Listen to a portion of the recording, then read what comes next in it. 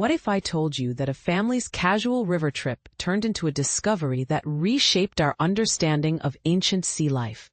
That's exactly what happened in Alabama, where a chance encounter with a 32-million-year-old fossil has sparked a scientific revolution. But here's where it gets controversial. This isn't just a story about a rare find. It's a debate about how we protect, study, and share Earth's history. Let's dive in. Picture this. A family from Mobile, Alabama, was enjoying a quiet boat ride along the Alabama River when their 13-year-old daughter spotted something unusual on the riverbank. What they found wasn't just any fossil, it was the remains of a leatherback sea turtle, but not the kind we know today. This was a new genus of the endangered species, a discovery so groundbreaking it's now on display at the McWane Science Center in Birmingham. But how did a family fossil hunt lead to a scientific breakthrough? Let's rewind. 32 million years ago, Alabama was a very different place. The region was underwater, part of a warm, ancient ocean teeming with life. Andrew Gentry, a paleontologist at Gulf State Park, explains that this fossil predates even the famous underwater forest off Alabama's coast by tens of millions of years. And yes, that's 31.7 million years before humans ever walked the earth. Leatherback sea turtles are already fascinating.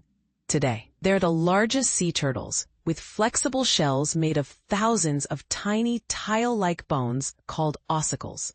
These bones are held together by soft collagen, allowing the turtles to survive extreme deep-sea pressures. But here's the twist. When these ancient turtles died, their shells usually disintegrated. Finding a complete one is like finding a needle in a haystack. Yet this fossil was remarkably intact. Gentry believes the turtle was buried quickly after death, shielding it from scavengers and bacteria. Over millennia, sediment turned into limestone, encasing the shell in a massive boulder. The Coleman family, who've been fossil hunting since childhood, knew immediately they'd found something extraordinary. The journey to preserve this treasure wasn't easy. The fossil was embedded in a boulder the size of an SUV, accessible only by boat. Researchers had to wait for dry seasons, endure summer heat waves, and even rely on a local's John Deere loader to move the massive rock. And when the fossil finally reached the lab, the team made a shocking discovery. It belonged to a new genus of leatherback turtle, one that had no ridges on its shell.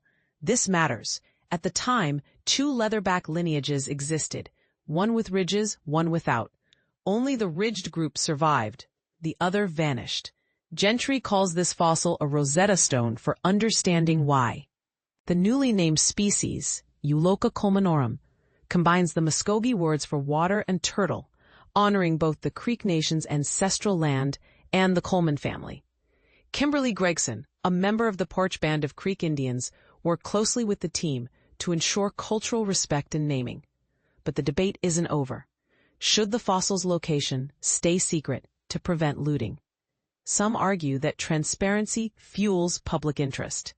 Others insist protection is vital. What do you think? For the Colemans, the adventure continues.